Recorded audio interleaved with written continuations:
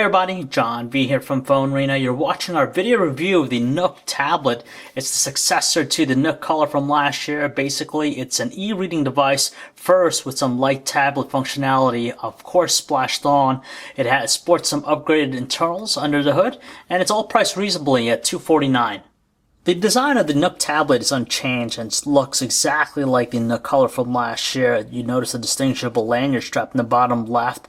Definitely one solid feeling tablet, especially for its price point. Definitely like the soft touch elements on the back and even around the bezel. Gives it a clean look, very comfortable to hold, and does a great job repelling dirt and debris. It's not the thinnest out there, but it's more than streamlined. Very comfortable to hold, especially with one hand. And for its pricing, definitely feels very solid.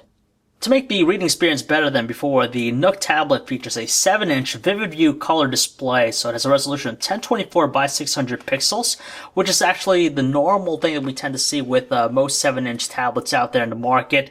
169 pixels per inch, so the pixel density is not the highest out there, but it's more than decent enough for things like fine text in the web browser, or even reading a book. It's fully laminated with no air gaps for a remarkable wide viewing angle, so it maintains its clarity no matter what angle you look at it. Definitely like the vivid colors that it produces, and on top of that, its high contrast and brightness output makes it very easy in the eyes to use outdoors.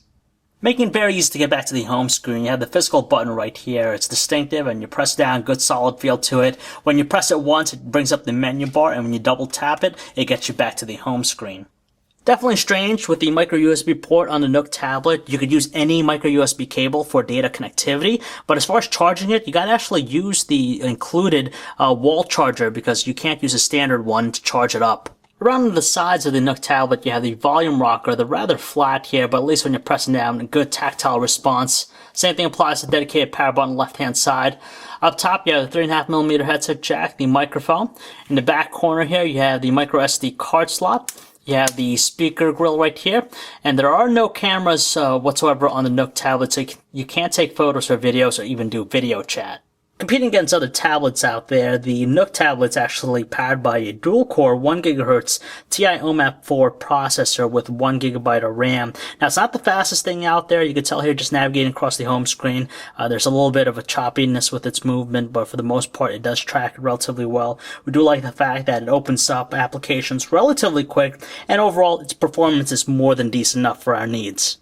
So the Nook Tablet's actually running Android 2.3 Gingerbread, and you really wouldn't notice it just because of the heavy skin that Barnes Noble has running on top of it. We do like there are some personalization aspects to it, such as the resizing ability with the icons. You can place them in different home screens, but unfortunately there are no widgets whatsoever. It's very simple, easy to learn. You have the carousel down here, which displays all the most recent content that you've accessed. If you press the home button once, you could jump into any of the tablet's functionality. Definitely easy interface to understand, and it works. It doesn't try to be complicated at all. Obviously, one of the main functions with the Nook Tablet is to read, and it actually gets the job done just because it has a healthy ecosystem with a lot of content, whether it be books, magazines, newspapers. It definitely gets the job done. It doesn't require a lot of processing power to do this, and of course, it might not exhibit the most fluid or eye-candy presentation, but hey, it gets it done. You can modify things like the size of the text, the font, the line spacing, theme, the contrast, and even the brightness, just to make it more convenient, and overall, definitely works for reading. One of the new features found in the Nook Tablet is the read and play functionality found with the kids' books. Essentially, you'll be able to actually make a recording, so when they're reading through a book or flipping through the pages, it'll play that recording for them. Definitely something that's going to be appreciated by people is the email functionality found with the Nook Tablet. It's very basic, not as comprehensive as, say, like the Gmail experience, but definitely gets the job done. So the Nook Tablet features a web browser, which is definitely helpful in aiding its tablet functionality. It's very basic and bare bones. It doesn't offer things like tab browsing, but for the most part, it's more than usable. It has Flash support for that desktop-like experience. Its performance might not be the smoothest out there, but it's more than tolerable enough. Even though the layout is cramped, we definitely like the responsive nature of the keyboard. Very quick in keeping up with our pace. It's not the most complex things. And in portrait, it's a little bit easier just because of the narrow size of the tablet. Our thumbs are able to encompass the entire layout very easily. The music player isn't anything special, it's very conventional looking. As far as the audio quality with its speaker, definitely average tones, it doesn't crackle, and luckily it's very easy on the ears. Likewise, the Nook Tablet is a great device for watching videos, like the one we have here, which is encoded in MPEG-4, 1920 by 1080 resolution. It exhibits a lot of detail, vivid colors, and on top of that, it's moving at a fast frame rate. Granted that Barnes Noble has a healthy ecosystem when it comes to books, magazines, and newspapers. As far as multimedia content like videos and music, they don't have anything, but fortunately you have applications like Netflix, Hulu Plus, and even Pandora to get your fill of multimedia content.